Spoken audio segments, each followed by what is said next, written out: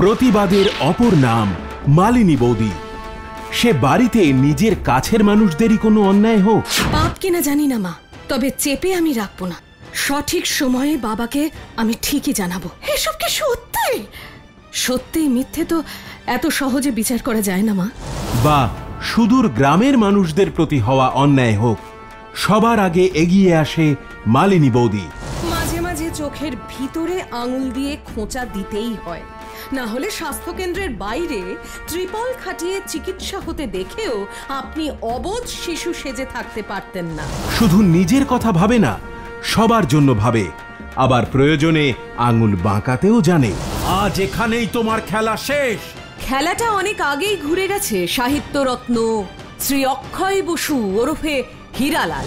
প্রতি সপ্তাহে মালিনী বৌদির নতুন নতুন গল্প দেখুন শুধুমাত্র অ্যানিম্যাট্রিক্স ডিজিটালে।